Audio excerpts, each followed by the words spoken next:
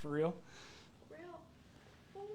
Hangry! Hypoglycemia. What's going on, Secoya Nation? Dr. Shield bringing you today's wellness wisdom. Yes, it's been a hot minute since we've been in live, and here we are, bringing you back the most valuable information on the planet as far as understanding your brain, your body, and how it affects your life.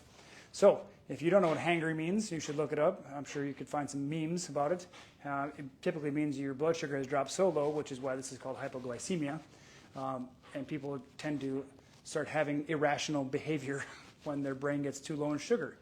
We could go in a bunch of different directions on how to balance this out or how to avoid hypoglycemia. That's for a different day. But I wanted to bring to you some of the information as far as what might be driving your tendency to go that direction. Of course, eating regularly and not allowing your blood sugar to drop, becoming more fat adapted than carb loaded is super important because that'll give you more sustainable fuel. All that aside, when we think about the stress related to hypoglycemia, it's like there's this fear of the stress coming at you and you feel powerless. Like you have no, it's like this, maybe it's a life event, maybe it's a car, maybe it's some type of stress that you see in the future and that you really dislike it. You may feel repulsed by it, if you will, that you feel powerless to change it. So that's one thing to consider when you're thinking about why would I tend to go toward hypoglycemia. It's not just the sugar, okay? When you think there is someone or something we are dependent on, and we have utter disgust toward it, and we have like this very specific feeling toward it, but it seems to own us, okay? That is going to drive up your stress hormones and cause your body to go into that fight or flight, which is going to cause your blood sugar to go down, even though your cortisol's getting glucagon to create blood sugar and stuff like that. It's just going to have this crashing effect because you feel like this thing owns you, if you will. Think about insulin lowers blood sugar. So insulin's like, we talked about this in the past, insulin's like authority, and sugar is like sweetness. It's why people tend to go toward comfort foods because they want the sweetness. They want to feel that joy when they feel under the pressure of that authority, that insulin. So when something is imposed upon us and we feel like that imposition, that pressure, that command from someone that has control over us is like invading our space and it's imposing itself upon us, that's when we can drive down into that hypoglycemic state.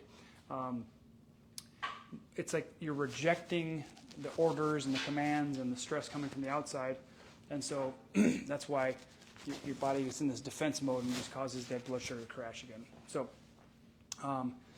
when you think about hypoglycemia, it's like we tend to have this inner turmoil, like we want to fight, we really want to lash out, but we've convinced ourselves that there's no point in fighting because we're going to lose anyway, okay? And so you stay in a state of like suspended animation where you want to lash out, but you can't. You might even bite your fingernails.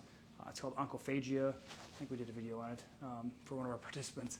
But it's like it's a speeding up of everything in your body, all the metabolic processes, because you want it to end as fast as possible. So like the pain and suffering is over fast. Like you don't want it to feel it as much. So you consider it's like I'm not going to put up a fight. I'm just going to sit in here and just grit my teeth and gnash my teeth and clench my jaw. That's how we diffuse our stress. If you have jaw issues, jaws are about diffusing your stress. So these are just some things to give you some insights into why you might have a tendency to go toward the hangries more than someone else. So listen back to this and piece together your story and how you might be affected by the stressors on the outside and how your mind is making a story about them, and then that's in turn causing your blood sugar to crash, which then, I mean, if you aren't the hangry person, you know someone who has a tendency to be the hangry person. You can't miss them, right? They get hangry, and you're like, damn, duck and cover, right? So we hope this is stimulating for you.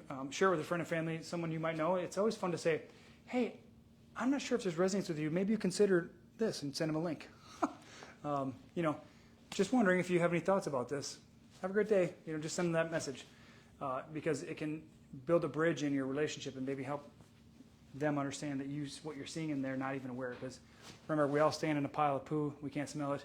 Can't smell what you're standing in.